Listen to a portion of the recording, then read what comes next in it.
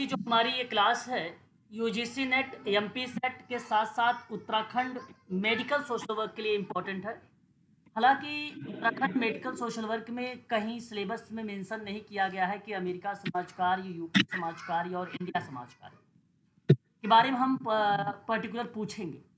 मैंने उनको इसलिए लिंक दिया है क्योंकि इम्पोर्टेंट तथ्य हैं, ये यहाँ से प्रश्न जो है मेडिकल सोशल वर्क में बनाए जाते हैं। तो ये शॉर्ट नोट है एक प्रकार का। मैंने पूरी वीडियोस आप लोगों को जो है एक पीडीएफ भी आपको बना के दे दिया है। तो जो इम्पोर्टेंट चीज़ें हैं मैं यहाँ पर बोलूँगा आप लोगों से, आप उसको मेंशन भी करते रहिएगा, नोट भी बनाते रहिएगा। तो देखिए, यहाँ अमेरिका समाजकार की बात मैं आप लोगों से कर रहा हूँ। और अमेरिका में जो समाजकारी का इतिहास रहा है वो इंग्लैंड जैसा ही था। और ये मैंने पहले भी आपको कई बार बता चुका हूँ कि इंग्लैंड का कॉपी किया है अमेरिका। ये बात ध्यान रखिएगा, इस कई प्रश्न पेपर में सॉल्व होते हैं। 20वीं शताब्दी के प्रारंभिक वर्षों तक समाजकार्य का विकास वैसा ही रहा, परंतु इसके बाद सन 1935 तक समाजकार्य की क्रियाकलापों में थोड़े बहुत परिवर्तन देखने को मिले। अच्छा, बेसिकली ये जो आप देख रहे हैं सामाजिक विकास में 1935 की प्रक्रिया, और ऐसे संबंध में बेसिकली भारत सरकार अधिनियम भी आता है और समाज कार्य का भी अधिनियम आता है या सामाजिक सुरक्षा अधिनियम भी आता है इसी के अंतर्गत, सन 1935 का। और इसमें बेसिकली अगर मैं बात करूं आप लोगों से, इस अधिनियम में जो बातें कही गई हैं उनके बारे में मैं जिक्र करना चाहूँगा आप लोगों से कि सर सामाजिक सुरक्षा अधिनियम आता है और सामाजिक सुरक्षा अधिनियम की बात मैं कर रहा हूँ सन 1935 के ही। इसमें जो अलग सांप्रदायिक निर्वाचन क्षेत्र है और एक अखिल भारतीय महासंघ का निर्माण है, इन चीज़ों को एक संवैधानिक प्रस्ताव और सुधार प्रस्तावित करता है सन 1935 अधिनियम के अंतर्गत। ये हालांकि भारत के परिप्रेक्ष्य में है 1935, है ना। 1935 अगर हम बात करते हैं तो भारत की परिप्रेक्ष्य में है ये। भारत के वर्तमान संविधान के प्रमुख स्रोत जो है 1935 का संविधान ही है। और भारत में सर्वप्रथम संघीय शासन प्रणाली की नवी जो नींव है वो रखी गई थी। तो संघ की दो इकाइयां हैं, एक है ब्रिटिश भारतीय प्रांत और दूसरा है देशीय रियायत। दूसरी है देसी रियायत। ये आप थोड़ा सा ध्यान रखिएगा यहाँ पर। और आप जो 1935 अधिनियम नाम सुनते हैं, उसी के तहत संघीय न्यायालय की स्थापना सन 1937 में की गई थी। और एक बात और जो सोशल वर्क में प्रश्न बनाएगा, दलित जाति, महिला और मजदूर वर्ग के लिए निर्वाचन की व्यवस्था भी भारत शासन अधिनियम 1935 के अंतर्गत आता है। ठीक इसी तरह से ही अमेरिका में भी जो समाज का इतिहास या समाज सुरक्षा अधिनियम की बात करता है, उसी तरीके से सन 1935 में इन्हीं क्रियाकलापों पर इन्हीं परिवर्तनों की बातचीत करता है। आगे बात करते हैं तो अमेरिका में या अमेरिका के निवासी मुक्त उद्यम पद्धति में विश्वास रखते हैं, इसलिए किसी भी प्रयास को जो इस सिद्धांत में मेल नहीं खाता है या नहीं मानते, इस चीज को अमेरिका समाजकार इतिहास के अंतर्गत शामिल करता है। आगे बात करते हैं, अमेरिका में समाजकार्य का विकास का इतिहास इंग्लैंड जैसा ही था, मैंने पहले ही बता दिया। 20वीं शताब्दी में प्रारंभ हुआ। अच्छा, ये बात शायद रिपीट हो गई है ना। आगे बात करते हैं, 17वीं शताब्दी को आरंभ में यूरोप में व्यक्तियों का एक बड़ी संस्था ने अमेरिका में प्रवेश किया और वहाँ एक नवीन बस्ती संस्था की स्थापना की। बेसिकली यहाँ यूरोप का नाम मेंशन कर दिया है समाज कार्य में। और मैं आपको बता दूं कि पहले भी मैंने आप लोगों से जिक्र किया था कि यूरोप में समाज कार्य को लेकर, तो वहाँ एलिजाबेथन निर्धन कानून बेसिकली भूमिका निभाता है। यूरोप में समाजकार्य का इतिहास बहुत पुराना है। प्राचीन ग्रीस और रोम में समाजकार्यों से संबंधित जो उल्लेख प्राप्त होते थे वो यूरोपीय संदर्भ में समाजकार्य पर बात होती, और यूरोपीय संदर्भ में ही समाजकार्यों पर एलिजाबेथन निर्धन कानून का भी प्रभाव पड़ा था। यूरोप में आधुनिक और समाज पर औद्योगिकीकरण और वैश्वीकरण का भी प्रभाव पड़ा था। दो बातें, औद्योगिकीकरण, वैश्वीकरण, आधुनिक और आधुनिकतर समाज पर प्रभाव पड़ा था। ये चीज आप ध्यान रखेंगे इसमें। और इसी में आप तृतीय शताब्दी के बारे में जब पढ़ेंगे तो ईसाई चर्च के अंतर्गत जो समाज कल्याण के संबंध में 6 प्रकार की विशिष्ट भूमिकाएं और कर्तव्य बताए गए हैं, वो इसी के अंतर्गत बताए गए थे। डिकॉक्स का नाम आप लोगों ने सुना होगा, और ओझा, खनक, पैराबैलानी, इस तरीके के वर्ड जो है कुल टोटल 6 हमें शब्द देखने को मिलते हैं तीसरी शताब्दी में। ईसाई चर्च के अंतर्गत 6 कर्तव्य बताए गए थे। हालांकि अभी तक पेपर में ये सवाल नहीं बना है कौन से कर्तव्य वगैरह हैं, फिर भी आप चाहे तो उसको ध्यान में रख सकते हैं। बात करते हैं अमेरिका के प्राचीन बस्तियों की संस्कृति। यूरोप की प्राचीन सभ्यता संस्कृति पर आधारित थी और यहाँ की राजनैतिक स्वरूप, आर्थिक और क्रियाओं और सामाजिक प्रथाओं और धार्मिक दृष्टिकोण के निर्माण में यूरोप की परिस्थिति का महत्वपूर्ण स्थान रहा है। अच्छा, बेसिकली जो समाज कार्य कल्याण की प्रक्रिया हो या समाज कार्य की अगर हम बात करें विकास को लेकर, प्रोसेस को लेकर, तो सबसे ज़्यादा हमें अगर देखने को मिलता है तो ईसाई कैथोलिक चर्च है ना, ये एक अहम भूमिका थी। स्वैच्छिक सामाजिक सेवा प्रणाली सदस्यों की जरूरतों को पूर्ति करने हेतु विद्यमान थी, इसलिए ये चीज़ें थोड़ा सा मेंशन किया गया ईसाई चर्च है ना। ईसाई चर्च के माध्यम से या कैथोलिक चर्च के माध्यम से लोगों को समाज की मुख्य धारा से जोड़ने का प्रयास किया गया। इंग्लैंड में समाज कार्य का महत्वपूर्ण प्रभाव था। बेसिकली चर्च और मठों ने चिकित्सालय और जो है आश्रम और भिक्षु गृह का प्रावधान किया था इंग्लैंड में, ये सारी चीज़ें। ठीक है, तो ये आप लोग थोड़ा सा ध्यान में रखेंगे। आगे बात करते हैं और भी कुछ इंपॉर्टेंट तथ्यों पर बात करेंगे। समाज कार्य के क्षेत्र में भी उपयोग जो है बस्तियों के यूरोप और विशेषकर इंग्लैंड का अनुसरण किया, और अमेरिका के ऐच्छिक और राजकीय समाज कार्य का आधार बहुत कुछ और व्यवहारों पर है जिनका जन्म और विकास इंग्लैंड में हुआ।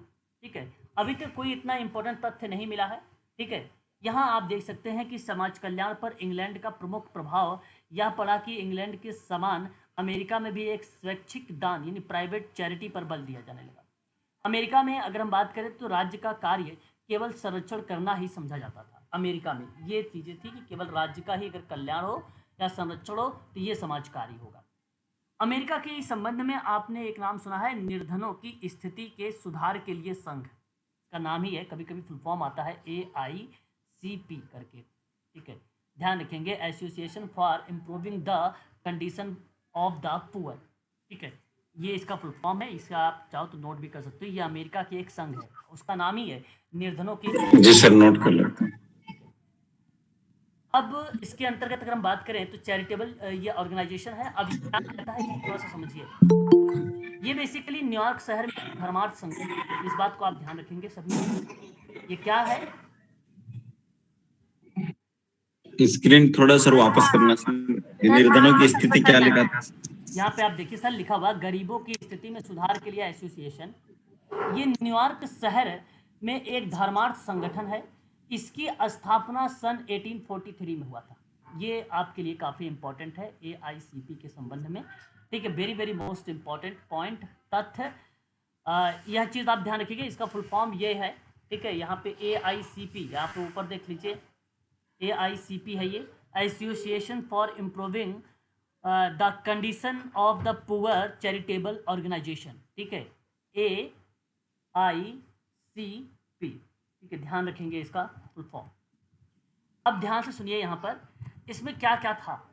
बेसिकली यह योग्य गरीबों की मदद करना और उनके नैतिक उत्थान के उद्देश्य से सन 1848 में शामिल किया गया इसे, 1848 में।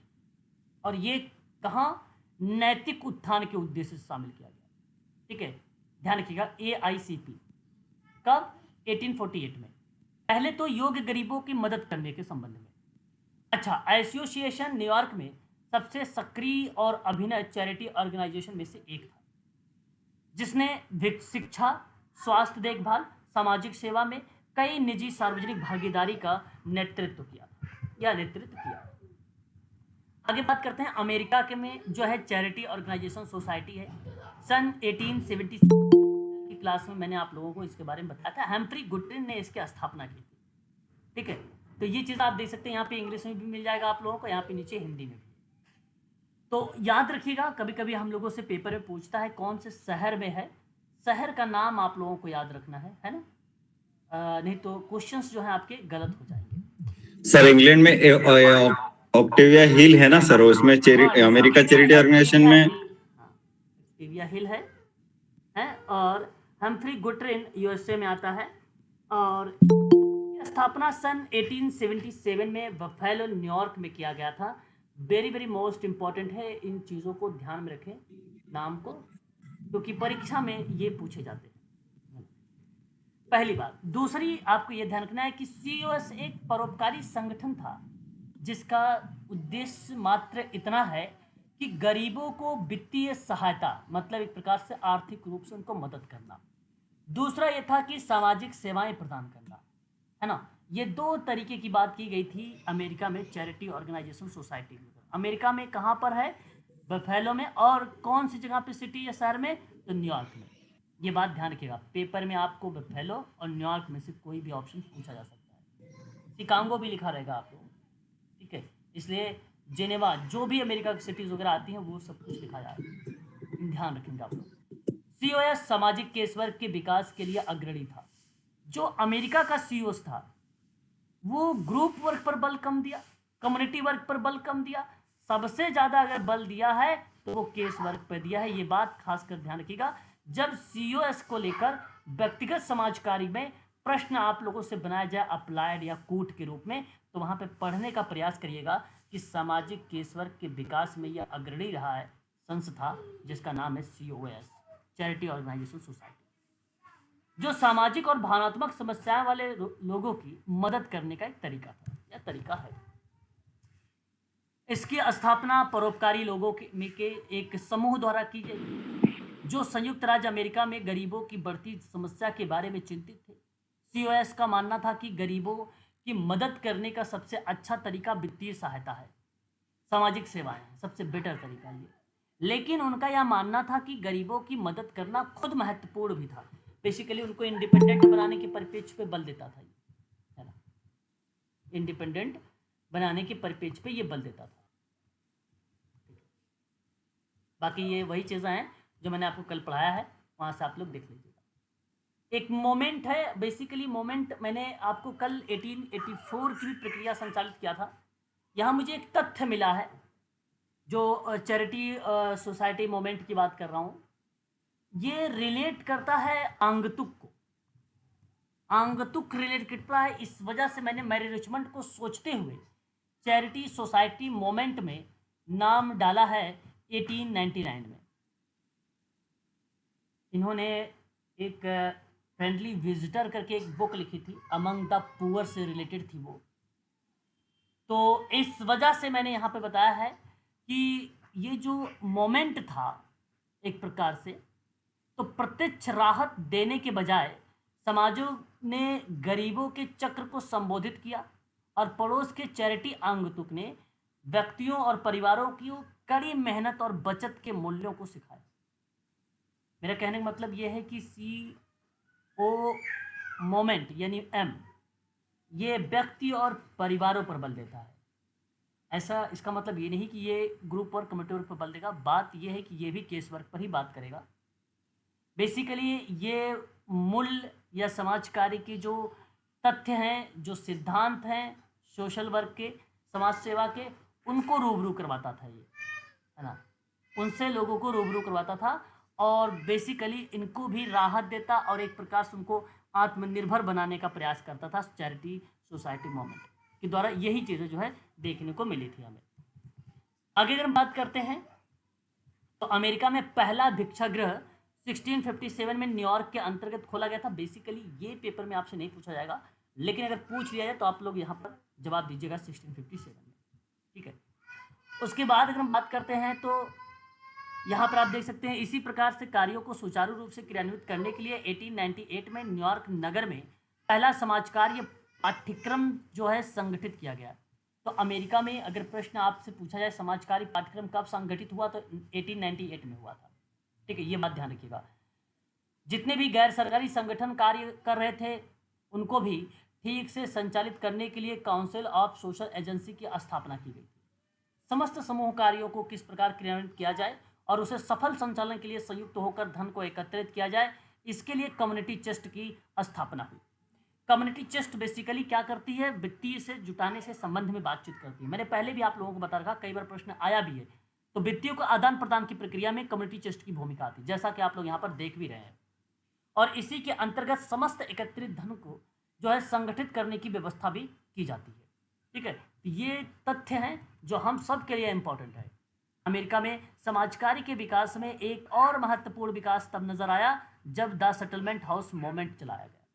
और इस आंदोलन का उद्देश्य था कि उन गंदे एवं भीड़ भाड़ वाले इलाके जहां अत्यधिक लोग निवास करते हैं या करते थे, हटकर उन्हें एक अन्य प्रकार की संस्था जिसका नाम था सेटलमेंट हाउस, और इसी के अंतर्गत उन्हें रखा गया था। और इस संस्था में रहने वाले जितने भी व्यक्ति थे उनमें से अधिकतर समाज सुधारक बन गए और उन्होंने गंदी बस्तियों की सफाई, बाल अपराधियों के विशेष न्यायालय, आवास के लिए उचित विधान की व्यवस्था इत्यादि की जो है बारे में जिक्र किया गया। तो ये हमें देखने को मिला समाजकारी के अमेरिका के इतिहास में। ये कुछ थे जो महत्वपूर्ण तथ्य थे आप सबके लिए। मैं आप सबसे कहूँगा कि इन तथ्यों को आप सभी लोग अवश्य ध्यान में रखें, क्योंकि परीक्षाओं में इन्हीं में से प्रश्न पूछा जाएगा। अब हम और भी चीज़ों पर बातचीत करेंगे जो मेन तथ्य होंगे उनके बारे में भी। पहले तो मैं आप लोगों को एक चीज़ यहाँ पे नोट करवा देना चाहता हूँ। एक चीज़ आप नोट करिएगा, the Gulbenkian report, the copy pen साथ में रखिएगा, द गुल्बेकियन रिपोर्ट। इस गुल्बेकियन रिपोर्ट की अगर मैं बात करता हूं आप लोगों से, तो 1968 की ये रिपोर्ट थी। और इस 1968 में जब ये रिपोर्ट पब्लिश की गई तो ये कम्युनिटी वर्क और सोशल चेंज से रिलेटेड थी। सन 1968 में ये जो गुल्बेकियन रिपोर्ट थी वो समुदाय के कार्यों पर बल देती थी। यानी लोगों को, अगर मैं आपसे बात करूं तो जागरूकता को ले सकते हैं, लोगों को समाज की मुख्य धारा से जोड़ने से ले सकते हैं, उनकी निर्धनता को दूर करने से ले सकते हैं, और साथ ही साथ वह समाज कार्य के साथ साथ सोशल चेंज पर बात किया। तो समुदाय कार्य प्लस में सामाजिक परिवर्तन पर बल दिया गुल्बेकियन रिपोर्ट। तो गुल्बेकियन रिपोर्ट इसी पर आधारित थी। ये चीज़ें आपको ध्यान रखना है। हालांकि गुल्बेकियन एक फाउंडेशन है।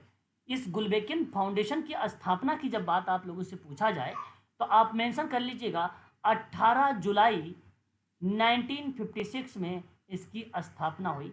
और किस रूप में स्थापना हुई है, तो फाउंडेशन के रूप में हुई है। ये चीज़ आप जरूर ध्यान रखेंगे, फाउंडेशन। आशा करता हूं कि ये भी आपको तथ्य समझ में आ गया होगा। दूसरा एक वेरी मोस्ट इंपॉर्टेंट तथ्य वो भी मैं आपको बताना चाहता हूं। यहाँ पे ये सब पेपर में आए हुए सवाल हैं, उन्हीं के बारे में मैं आप लोगों से जिक्र कर रहा हूँ यहाँ पे। ठीक है सर, इसमें आपने 1968 क्या बताया? 1968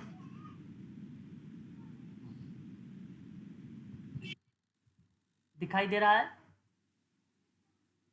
क्लियर हो गया? एक बार बताइए कंफर्म अगर हो गया तो। सर मुझे ये समझ नहीं आया, स्थापना तो आपने 18 जुलाई 1956 बताई ना? हाँ, तो ये 1968 क्या है? वो रिपोर्ट है। अच्छा, रिपोर्ट प्रकाशित हुई जो कम्युनिटी वर्क और सोशल चेंज पर। ठीक है सर। समझ में आ गया सभी को? बता दीजिए एक बार, समझ नहीं आया तो पूछ लीजिए। आ गया सर। बताइए। Yes sir. ओके, चलिए ठीक है विजेंद्र रेगी जी। ठीक है, अखिलेश यादव समझ में आ रहा है? चलिए दूसरी बात करते हैं, एक वेरी मोस्ट इम्पॉर्टेंट, थोड़ा सा हटके है परंतु इम्पॉर्टेंट है। आधिकारिक तौर पर अगर मैं आपसे बात करूं तो नवंबर, आपने नाम सुना है 1942 के बारे में। ये प्रकाशित एक सरकारी रिपोर्ट की बात मैं कर रहा हूं। ये रिपोर्ट वो है जो बेवरिज रिपोर्ट के नाम से आप लोग जानते हैं। बेवरिज रिपोर्ट के नाम से आप जानते हैं, बात सही है ना? अब इस रिपोर्ट में अगर मैं आपसे बात करूं तो इंग्लैंड में विलियम बेवरिज ने बेवरिज रिपोर्ट के रूप में जाने वाली एक रिपोर्ट प्रकाशित की। उस रिपोर्ट का जो नाम रखा था उन्होंने, ध्यान रखिएगा ये रिपोर्ट का नाम लिख रहा हूं मैं, social insurance and allied services. ये आप जरूर ध्यान में रखेंगे, social insurance and allied services. ये 1942 का था, 1942 का था। बात समझ में आ रही है ना? जी सर। अब ये जो सामाजिक बीमा और संबद्ध सेवा है, इसको हिंदी में कहते हैं, ये नवंबर 1948 में प्रकाशित एक सरकारी रिपोर्ट है जो यूके की है। अब ये जानते हैं क्या स्थापित करती है ये रिपोर्ट? ये स्थापित करती है कल्याणकारी राज्य। ये स्थापित क्या करती है? कल्याणकारी राज्य की स्थापना करती है। क्या स्थापना करती है ये? कल्याणकारी राज्य। कौन स्थापित करता है ये? Beverage report. जो आधिकारिक तौर पर, या अगर हम बात करें, जिसको सामाजिक बीमा और संबद्ध सेवा कहते हैं आप, social insurance and allied services कहते हैं आप, ये भी इसी के माध्यम से, ये जो कल्याणकारी राज्य की स्थापना होती है, इसी के माध्यम से। ठीक है, एक बार बताइए, कंफर्म हो रहा है सब कुछ ना? जी सर। अब इसी के अंतर्गत आपको बता दूं मैं, इंपॉर्टेंट तथ्य ये है हमारे लिए कि 5 ऐसी महामंदी देखने को मिलता है बेवरेज रिपोर्ट के अंतर्गत। 5 एविल्स कह लीजिए या 5 बुराइयां कह लीजिए आप, उसको भी नोट कर लीजिए क्योंकि पेपर में वो भी पूछा जाता है। क्रम आपको मैं लिखवाता हूं, क्रम से आप ध्यान रखिए। एक को हम लोग बोलते हैं आइडलनेस,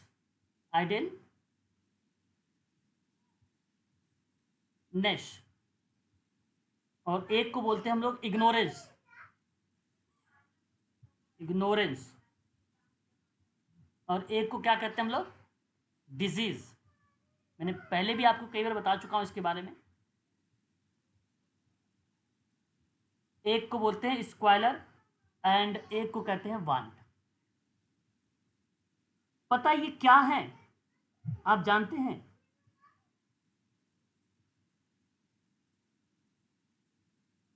बताइए, अगर आपको पता है तो ये 5 दिग्गजों को बुलाए जाने के खिलाफ लड़ाई की बात करता है।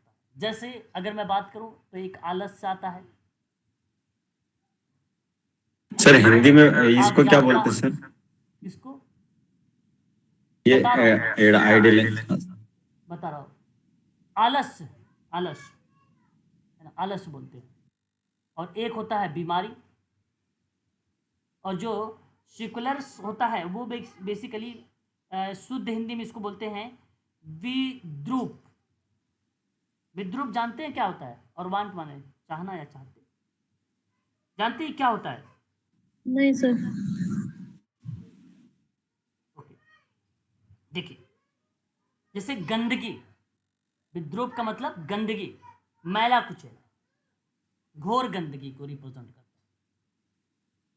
क्लियर? आप लोगों को ऑप्शन में गंदगी शब्द मिला होगा यूजीसी नेट में, है ना? जी सर। लेकिन आप यहाँ पर ऑब्लिक करके विद्रूप भी जरूर लिखेंगे क्योंकि पेपर में ये शब्द भी आप लोगों से पूछा जा सकता है ना? ये बात आप लोग ध्यान रखिएगा इस संबंध में। सर जो सर वांट का मतलब लास्ट में चाहना है। जो वांट है, चाहना है, जिसको हम आवश्यकता के रूप में आपने देखा होगा, है ना? आवश्यकता के रूप में, जरूरत के रूप में आप देख सकते हैं, आप इच्छा के रूप में देख सकते हैं, आप चाहत के रूप में देख सकते हैं। बेसिकली आपने यूजीसी में देखा होगा तो आवश्यकता देखा होगा, है ना? तो ये भी चीज़ें आप जरूर ध्यान रखें कि ऐसे भी ऑप्शन में जो है हमें देखने को मिल जाते हैं सब। सर मैं ये पूछ रही थी कि जैसे कुछ दिन पहले आपने ग्रुप में भेजा था तो उसका सीक्वेंस गंदगी, अज्ञानता अभाव, आलस्य और बीमारी भेजा था, तो ये अलग है उससे क्या? ये एक ही नहीं, है। ये यही है, ऐसी बात नहीं है। डिजीज इग्नोर, ये कहीं कहीं जो है इसका वो प्रियम्बल्स में भी देखा नहीं गया कि इसका जो है सीक्वेंस यही है। फिर भी आप जो है इसको इस तरीके से लिख लीजिए। बाकी मैं अगर देखूंगा, अगर कहीं मिलेगा प्रियम्बल्स में, ठीक है, तो मैं वहाँ पे आपको भेज दूंगा, ठीक है, ग्रुप में आपको डाल दूंगा कि ये जो है सीक्वेंस है, ठीक है। जी सर। फिर भी आप इसको ध्यान में रखिएगा, ये चीज़ें, ठीक है। स्पष्ट हो गया? ये देखिए, आज मैंने जो 5 आपको यहाँ पर बताए हैं, ठीक है। जी सर।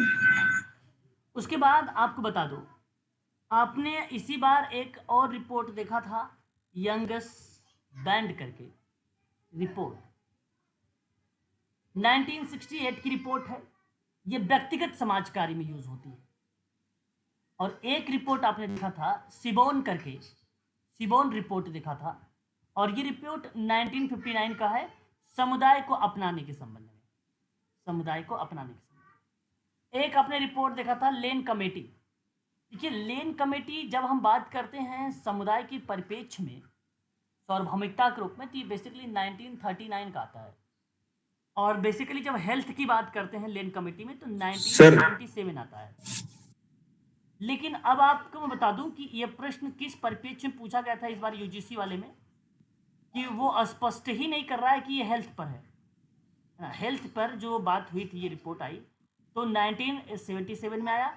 और ये समुदाय में सार्वभौमिकता की तरफ पे अगर बात किया जाए, एक प्रकार से लोगों पर, जैसे पर्टिकुलर हेल्थ को छोड़ के जो भी और सामान्य बातें होती हैं, निर्धनता दूर करना, समुदाय से लोगों को जागरूक करना, इत्यादि चीज़ों पर बातचीत, लेन कमेटी रिपोर्ट 1939 की। ये परोपकारी जैसी चीज़ों पर बल देता था। जी क्या सर, लेन कम्युनिटी रिपोर्ट परोपकारी पर बल देता था। हाँ, परोपकारी पर पेज था, बिल्कुल सही जवाब है ना। और सर ये सिबोन रिपोर्ट कब आई थी सर? 1959 क्या लिखा सर? 1959। ये किस पे बल देता था? समुदाय पे? समुदाय पर आधारित थी, कम्युनिटी बेस्ड थी। और सर एक और कौन सी बताई थी 1977 वाली सर? वो आपकी लेन कमेटी यही थी, लेकिन वो स्वास्थ्य से संबंधित थी, हेल्थ से रिलेटेड थी, हेल्थ से related। स्वास्थ्य से संबंधित है। हाँ, वो स्वास्थ्य से संबंधित थी लेन कमेटी। अच्छा, ये चीजें स्पष्ट हो गई हैं, बताइए एक बार। रिकॉर्डेड क्लासेस में आप चाहो तो बाद में भी देख सकते हैं, इसमें कोई दो राय नहीं। एक बात और यहाँ पर नोट करिए, देखिए मैं केवल आपको वही चीजें बता रहा हूँ जो इंपॉर्टेंट है, सोशल वर्क में पूछे जाते हैं। आपने नाम सुना है 1601 के बारे में? किससे संबंधित था? क्या चीज? लेन रिपोर्ट किससे संबंधित था, एक बार बता दीजिए। लेन कमेटी रिपोर्ट नहीं, लेन कमेटी है, ये कम्युनिटी से रिलेटेड है। और 80 जो है 1977 वाला आप हेल्थ बताएंगे। आपने नाम सुना है ना एलिजाबेथन के बारे में? जी सर। एलिजाबेथन निर्धन कानून है एक, ये 1601 का है, जिसको 43 के ए के नाम से भी हम लोग जानते हैं, है कि नहीं? इसमें आपको बताऊं तो 3 प्रकार के निर्धनों की सहायता हुई थी। एक जो निर्धन था वो था स्वस्थ शरीर वाला निर्धन था। अनामिका यादव बताइए क्या होना चाहिए? स्वस्थ शरीर निर्धन था। तो दूसरा बताइए क्या था? अस्वस्थ और निराश्रित। शक्तिहीन निर्धन। और तीसरा जो था वो आश्रित था। अस्वस्थ को ही शक्तिहीन हम लोग कह सकते हैं, है ना? अस्वस्थ को शक्तिहीन भी बोल सकते हैं, है ना? बात वही है, इस चीज को ध्यान रखिए। ये बात आपको ध्यान रखना है। अच्छा, एक आपको बता दूं, वर्क हाउस एक्ट बना था, वर्क हाउस एक्ट, नोट करिएगा, 1982। म्यूट हो जाइए, म्यूट हो जाइए, म्यूट हो जाइए। वर्क हाउस म्यूट हो जाइए। हाँ, 1982 का था, ठीक है, 1982 का था, ये एक्ट था, ठीक है, क्लियर हुआ? ये वर्क हाउस अलग है क्या इससे, एलिजाबेथन से? हाँ, ये अलग है, ये अलग है, ये अलग है, ये अलग है। रिलेटेड है। ये बेसिकली ये जो वर्क हाउस एक्ट के बन जाने के बाद ना, ब्रिस्टल, नोट कर लीजिए, ब्रिस्टल नाम पूछ सकता है, वर्क हाउस एक्ट किससे रिलेटेड है, आजकल शहर का नाम दे रहा है, तो ब्रिस्टल, तथा अन्य शहरों में कार्यगृहों की स्थापना की, जिसमें वहां निर्धन प्रौढ़ और बच्चे को कताई बुनाई का प्रशिक्षण दिया जाता था, है ना, प्रशिक्षण दिया जाता था, ट्रेनिंग दिया जाता था उनको। ठीक है, ये बात आप यहाँ पर ध्यान रख सकते हैं। ठीक है, ये बात स्पष्ट हो गई है, तो एक बार बताइए, फिर मैं आगे बढ़ता हूँ। केवल महत्वपूर्ण तथ्य को मैं आज बता रहा हूँ, इतिहास इंपॉर्टेंट है सोशल वर्क का, इसलिए मैं आपको यहाँ पे रिवीजन वाली क्लास चला दिया back to back. Sir Bristol में और क्या क्या अमेरिका का है ना सर एक्ट, कटाई बुनाई का प्रशिक्षण दिया जाता था ब्रिस्टल में सर, वर्क हाउस एक्ट था ये, 1982 का था, 1982 का। ठीक है, अब देखिए यहाँ पर क्या लिखा हुआ है, एक एक करके आप लोगों को ध्यान रखना। मैंने पहले भी आप लोगों को इसके बारे में पढ़ा रखा है, मैंने वर्ष इसलिए लिखा है ताकि आपको वो डेट, इंपॉर्टेंट जो डेट है वो चीजें आपको याद रहे। ठीक है, ये बेसिकली आप लोग जानते हैं सर, लेकिन जो न्यू स्टूडेंट हैं उनको तो नहीं पता ना ये सब चीजें। नहीं पता है तो पता कर रहा हूँ ना, बता रहा हूँ ना, पता होगा ना आपको, न्यू स्टूडेंट को भी पता होगा ना, बता तो रहा हूँ। ठीक है, ध्यान से सुनो, यूके यानी इंग्लैंड की बात मैं कर रहा हूँ आपको। ये इंग्लैंड में 1215 में क्या था, ये मैग्ना कार्टा, क्या था ये, मैग्ना कार्टा। अब इस चीज को आप ध्यान रखिए, 1215 में मैग्ना कार्टा केवल अधिजातियों के लिए मानवाधिकारों की स्थापना करता था। ठीक है, तो ये बात ध्यान रखिए, इसी को बोला जाता है क्या, महाधिकार पत्र। क्या बोला जाता है इसको, महाधिकार। अधिजातियों क्या होता है सर? हाँ, अभिजात्य अभी मैंने आपको हाल ही में जिक्र भी किया था, कितने लोगों को पता है, ये एक जाति से रिलेटेड है जहाँ पे एक उच्च जाति, कुलीन वर्ग के लिए। हाँ, यहाँ पर आपको चाहे आप अभिजात्य में कुलीन वर्ग को बात करें या आप चाहे तो किसी उच्च जाति की बात करें, तो उस चीज को रिप्रेजेंट करता है। ठीक है, शक्ति संरचना का कुलीन सिद्धांत ये मानता था भाई कि अल्पसंख्यक के लिए, है ना, तो जाहिर सी बात है इंग्लैंड में जो मैग्ना कार्टा था, जो महाधिकार का पत्र था, तो वे केवल कुलीन वर्गों के लिए करी था। ठीक है, जहां पर व्यक्तियों के छोटे समूह को माध्यम से उनको जो है समाज की मुख्य धारा से जोड़ने का बात की जा रही थी।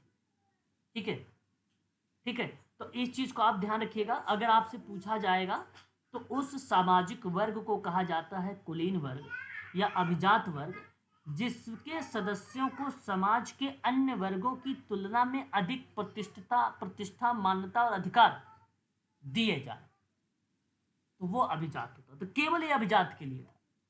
बात अगर हम करते हैं 1348 की, देखिए इसका मैंने PDF आप लोगों को दे रखा है, वहां पूरी डिटेल में लिखा हुआ है ना। और अगर हम बात करते हैं 1348 का, तो यहाँ पे यूरोपीय सामंतवाद होता है। क्लियर है? अब बताइए सामंतवाद क्या होता है, बताइए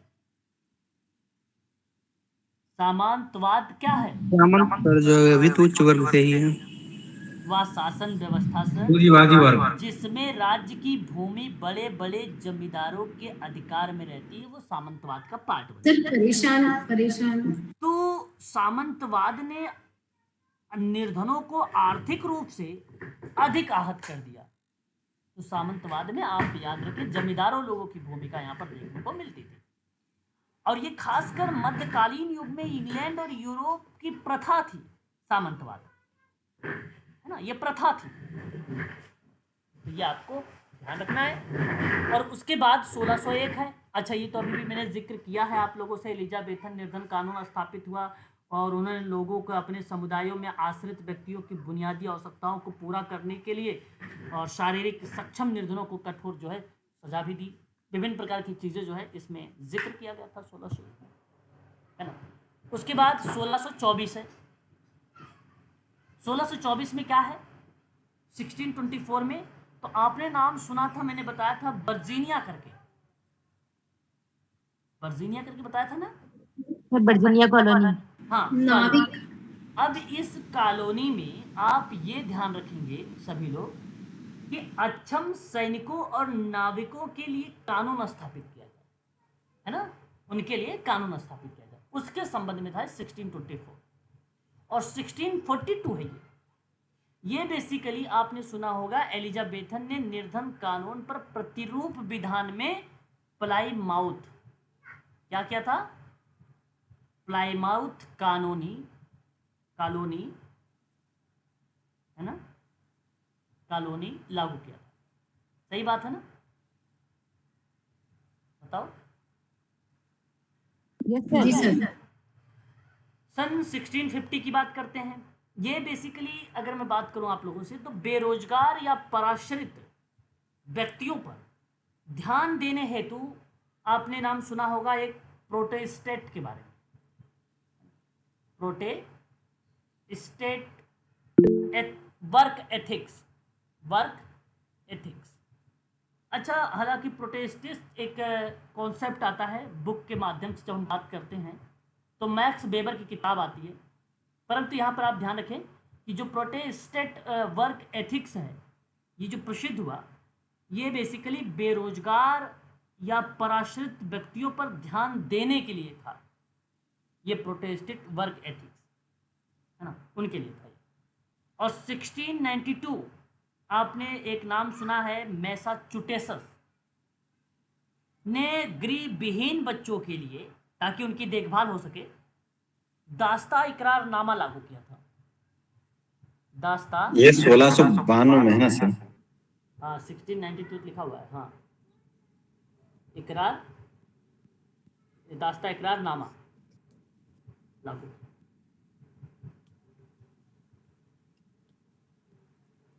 तथ्य इंपॉर्टेंट है ये मेडिकल सोशल वर्क के लिए भी। ये किस चीज के लिए था सर? ये सोशल वर्क की क्लास है सर, ठीक है। और ये केवल तथ्य मैं बता रहा हूँ, इंपॉर्टेंट अमेरिका समाज सर दास्ता इकरारनामा किस चीज के लिए था? अच्छा, ये गृहविहीन बच्चों के लिए था। गृहविहीन बच्चे समझते हैं आप? गृहविहीन बच्चे जिनका घर नहीं है। अरे वाह, वेरी गुड, जिनके पास घर ना है, ठीक है, बहुत बढ़िया। ये गृहविहीन बच्चे थे, उनकी देखभाल हो सके इसके लिए दास्ता इकरारनामा लागू किया गया था सन 1692 में, ठीक है ना, उनके लिए था ये। आगे बढ़िए सर, ये जो 1642 बताया आपने, इसमें एक नव विश्व के रूप में भी जानते थे क्या इसको? आपने बताया था सर एक बार। 1642 नहीं, 1642 मैम प्लाईमाउथ कॉलोनी के नाम से जाना जाता था, है ना। नव विश्व भी बोलते थे इसको। नव विश्व नव विश्व नहीं, इसके बारे में इतना तो हमें वो नहीं पता है, नव विश्व के बारे में, है ना, कि आप कौन से बता रहे हैं। प्लाईमाउथ कॉलोनी बेसिकली इतना हम जानते हैं कि प्लाईमाउथ कॉलोनी जो है ये बेसिकली एलिजाबेथन के निर्धन कानून पर एक प्रतिरूप विधान बनाया गया था, उसी का कॉपी किया हुआ विधान था जो प्लाईमाउथ कॉलोनी पर लागू किया, तो वह 1642 का, ठीक है। इतना बात आपको ध्यान रखना। प्लाईमाउथ, ठीक है, बताइए। जी जी जी, ठीक ठीक है ना, ये चीज़ आप ध्यान रखिएगा प्लाईमाउथ कॉलोनी के बारे में।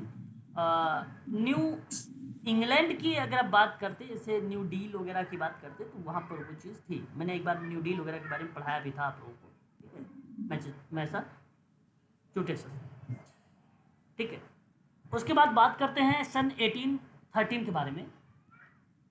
ये बेसिकली कारखाना मालिकों से या अपेक्षा करते हुए कि उन बच्चों को क्या देंगे, शिक्षा देंगे, यानी ये बाल श्रम का कानून पर पारित किया था।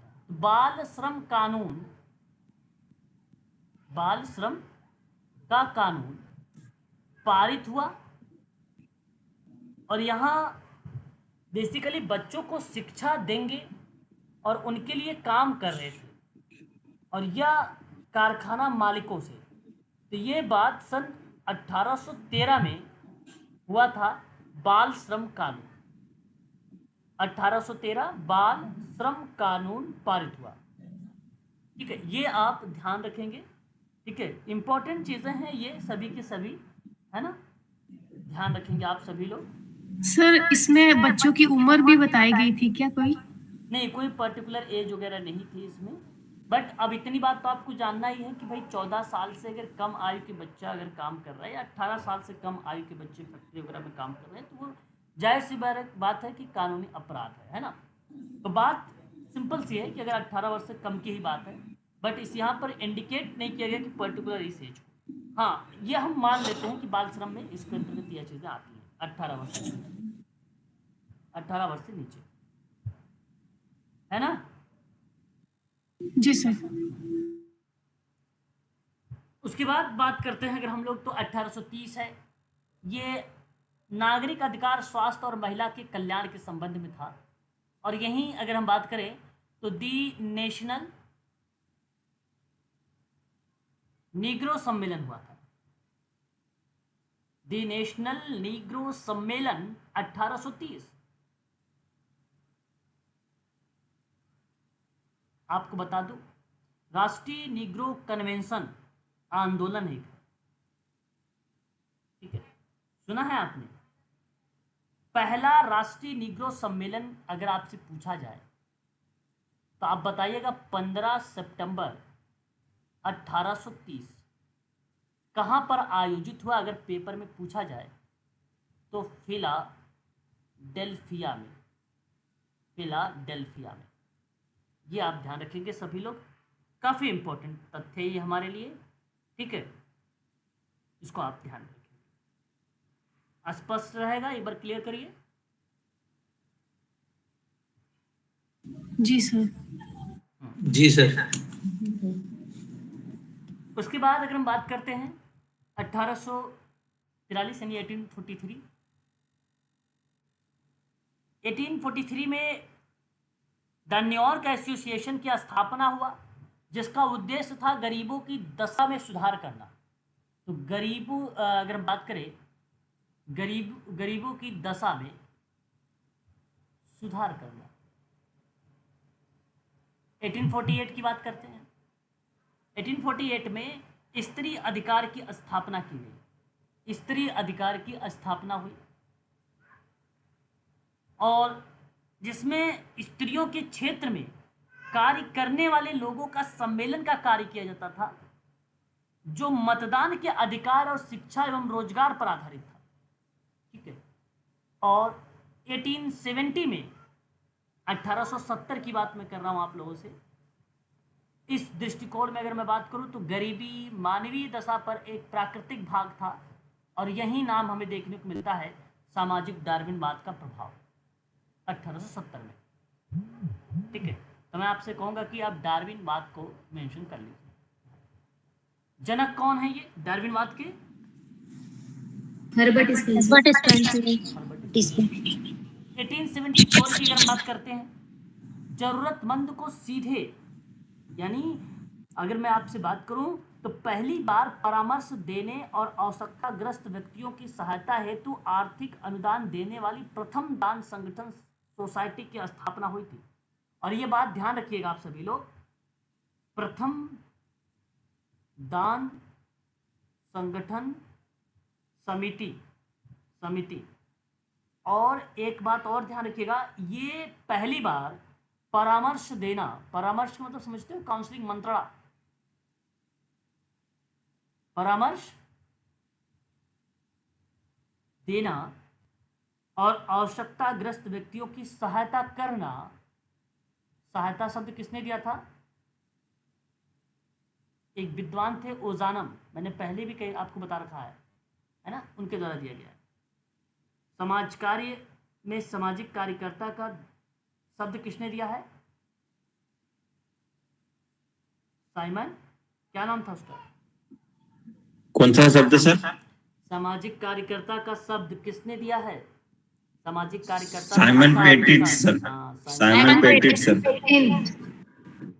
एक बहुत बढ़िया। तो परामर्श देना और आवश्यकताग्रस्त की सहायता करना और आर्थिक अनुदान देना, ये बात थी इसमें प्रथम दान संगठन समिति में 1874 में। 1895 में अगर हम बात करते हैं तो शिकागो स्कूल ऑफ इकोनॉमिक्स की स्थापना हुई थी। ध्यान रखिएगा, यहाँ पे देखो शिकागो लिख रहा हूँ मैं। सर इसमें एक फैक्टर और बताया था, परामर्श देना, आवश्यकता ग्रह की सहायता करना, और कौन सा था? आर्थिक सर सहायता आर्थिक शब्द किसने दिया था? आर्थिक अनुदान, ओजानम। सहायता शब्द ओजानम, विद्वान। एक शब्द ध्यान से सुनो, शिकागो का नाम सुन रहे हैं यहाँ पे, शिकागो रिलेट करिएगा, पेपर में आता है आजकल, पूछा जा रहा है। शिकागो स्कूल ऑफ इकोनॉमिक्स, ठीक है, 1895 है ना, 1895। हाँ हेलो, हाँ अभी, हाँ फोन कर रहा हूँ उसे, वेट में। तो ये आप ध्यान रखिएगा, ठीक है, शिकागो स्कूल ऑफ इकोनॉमिक्स। एक शब्द देख रहे हैं आप, 1990 सन 1990, साइमन पैटन,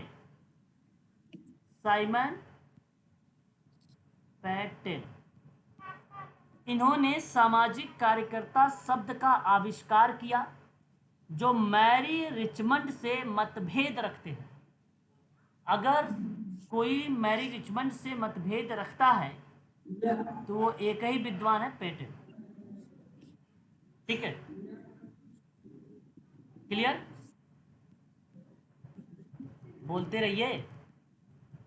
यस सर। 1915 में अगर बात करते हैं तो आपको पता है अब्राहम फ्लेक्सनर ने एक बात कही थी कि समाज कार्य अभी भी एक व्यवसाय नहीं है।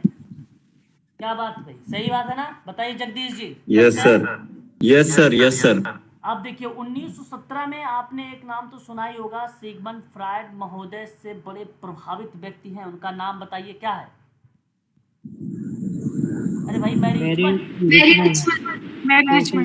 और इनसे प्रभावित होकर सोशल डायग्नोसिस एक किताब लिख दिया इन्होंने, फ्रॉम टू चैरिटी सोशल केसवर की किताब लिखा सन 1922 में, फ्रेंडली विजिटर करके एक किताब लिखा 1899 में, और सोशल डायग्नोसिस किताब लिखा 1917 में, है कि नहीं? और बात करते हैं सन 1933 के बारे में। आपको पता होगा कि गरीबी और सर मैरी रिचमंड का फैमिली विजिटर, हाँ सर ठीक है, friendly visitor among the poor करके है, 1899 ना सर? हाँ 1899। देखिए यहाँ पे देखिए 1933 में अमेरिकी राष्ट्रपति थे D Roosevelt, Franklin D Roosevelt. इन्होंने न्यू डील कार्यक्रम यहीं शुरू किया था, न्यू डील कार्यक्रम, ठीक है। और ये बेसिकली जानते हैं कौन सा कार्यक्रम था? ये सामाजिक कल्याण कार्यक्रम था, ये सामाजिक कल्याण कार्यक्रम था, ठीक है। और बात करते हैं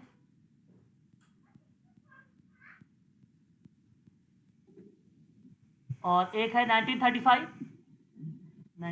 क्या लिख दिया मैंने यहाँ पे?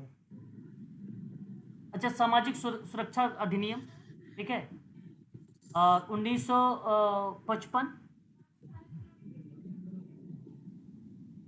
ठीक है, 1955 आधुनिक नागरिक अधिकार आंदोलन है ना। और यहीं आपको पता है एक अश्वेत महिला थी, उसका नाम जानते हैं क्या था? रोसा पार्क्स के बस में पीछे जाने से इनकार की थी, है ना।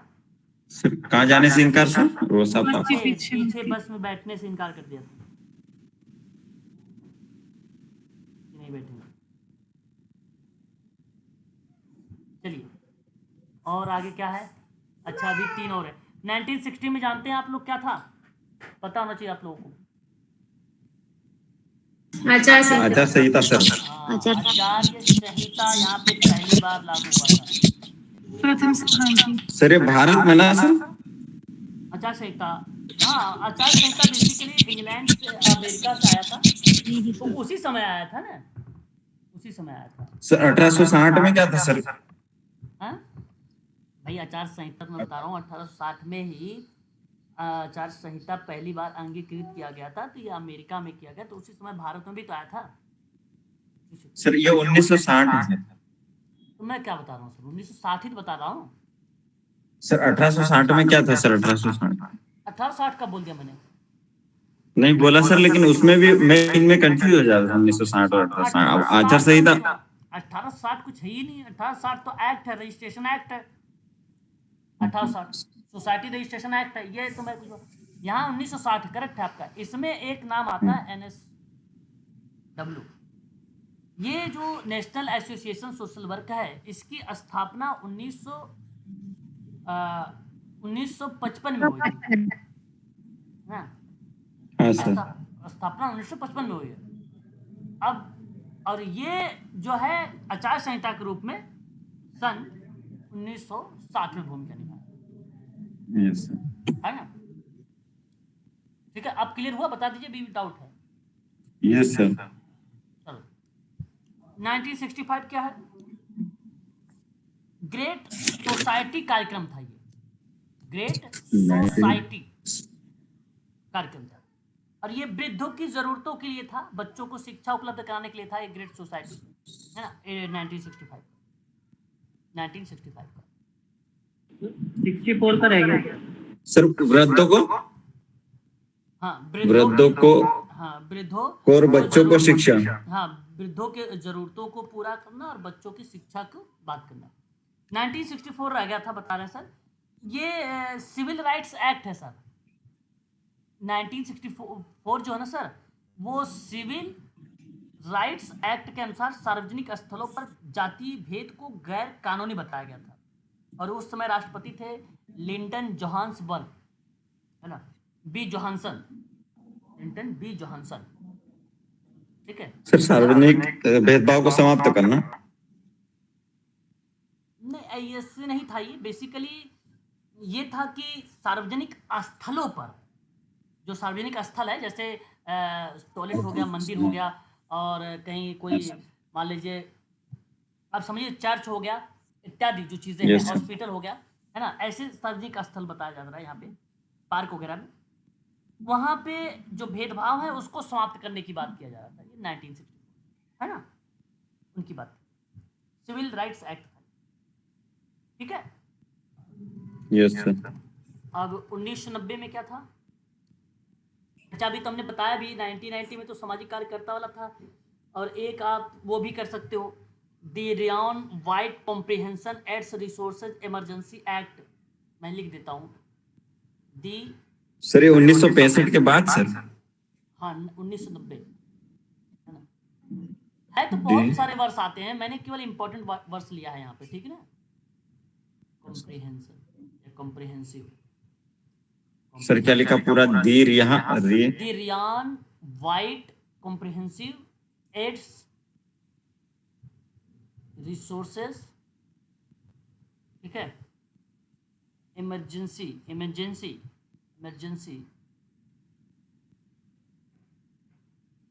एक्ट 1990। एड्स के उपचार और सामुदायिक नियोजन हेतु धन उपलब्ध कराना था। इसमें क्या करना था? धन उपलब्ध कराना था, पहली बात। ठीक है, ध्यान रखिए। और 1990 में आपने एक और नाम सुना होगा सभी लोगों ने, दी अमेरिकन। अभी याद आ जाएगा आपको, मैं लिख रहा हूँ, विद डिसेबिलिटी। हाँ very good, with disability act. Very good, बहुत बढ़िया, शाबाश। 1990 का ही था ये। ठीक है। और अभी भी एक चीज मैंने बता ही दिया है आपको, सामाजिक कार्यकर्ता शब्द किसने दे दिया? 1990 में था सामाजिक कार्यकर्ता, साइमन पेटिट। बहुत बढ़िया। 1996 में personal responsibility and work opportunities की बात हुई थी, और ये गरीब व्यक्ति के लिए अनेक अधिकारदायी कार्यक्रमों को निषिद्ध करते हुए कानून पर हस्ताक्षर किया। ठीक है, इसको छोड़ दीजिए, इतना इंपॉर्टेंट नहीं है कि ये पेपर में आएगा भी, है ना। ठीक है, इतना कोई खास इंपॉर्टेंट। Okay sir. इतनी चीजें अब आप लोगों को ध्यान रखना है। यहाँ पर आप ये जी जो है सर। टॉपिक कवर हो गया। अब आपका जो चलेगा कल की क्लास में चलाएंगे भारत समाजकारी में इतिहास, भारत का समाजकारी इतिहास कल की क्लास रहेगी। ये आपका यूके और अमेरिका का दोनों मैंने यहाँ पे समाप्त कर दिया। बहुत इंपॉर्टेंट और भी आगे आएगा, जितने भी ना चीजें आपको और चीजें मैं बताऊंगा। ऐसा नहीं कि अमेरिका और यूके सर ये अपन ने छोड़ दूंगा, मैं बताऊंगा। अमेरिका वाला किया ना सर ये अभी? नहीं, दोनों मिक्स थे यहाँ पे। इंग्लैंड भी तो था, इंग्लैंड भी था। दोनों थे मिक्स थे। दोनों मिक्स था, है ना। और जो चीजें थी, जैसे अगर और भी टॉपिक मैं अभी करवाऊंगा, आपका यूनिट नंबर 9-10 करवाऊंगा, तो उसमें भी जरूर जाहिर सी बात है कहीं ना कहीं अमेरिका, कहीं ना कहीं यूके आएगा, तो मैं नोट करवाता रहूंगा। ऐसा नहीं कि नहीं नोट करवाऊंगा, करवाऊंगा वहां पर भी, ठीक है। जैसे सर भारत का भी कल से करेंगे। हाँ, इंडिया का कल समाजकारी इतिहास करेंगे, इंपॉर्टेंट है इंडिया का, ठीक है। इस पर बातचीत करेंगे कल। जी सर। ठीक है ना। सर एक डाउट है, हाँ पूछिए।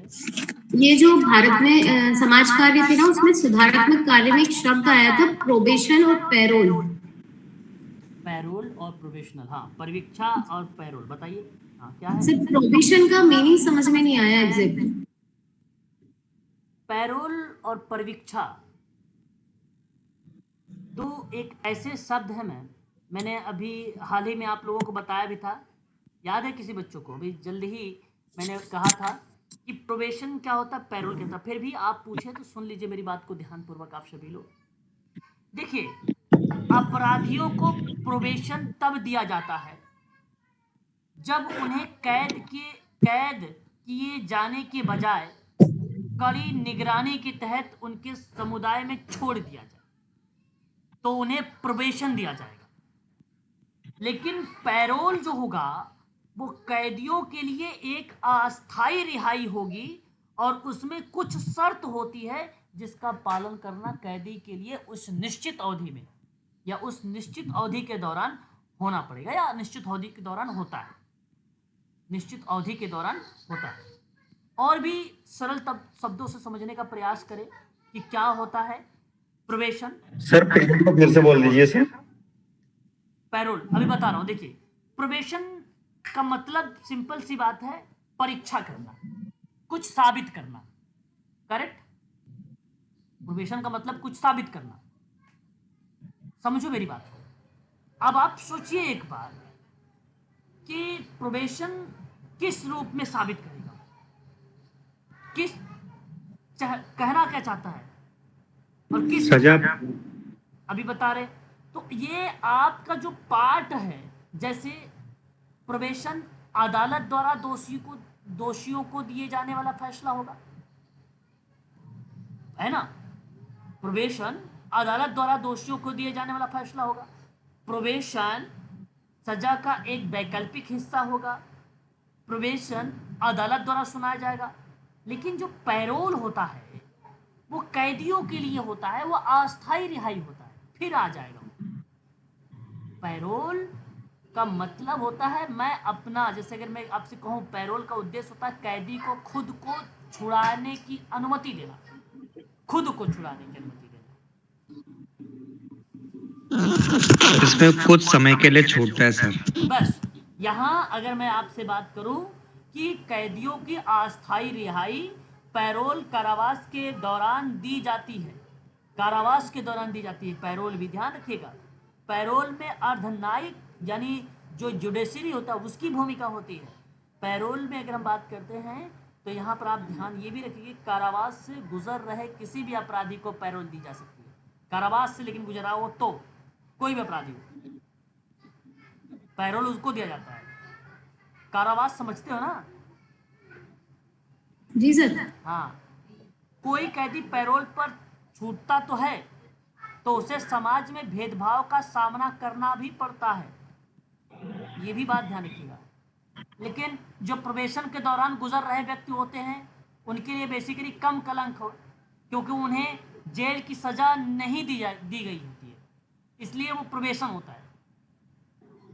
कम कलंक इसीलिए है।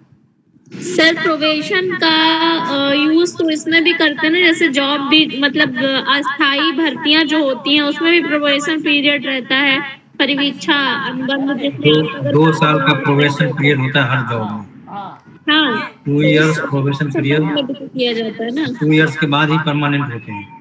जी जी। प्रोबेशन का मतलब यही है कि वहां पर भी 2 साल के लिए उनको ऑब्जर्व मतलब काम कर रहे हैं तो सही ड्यूटी कर रहे हैं कि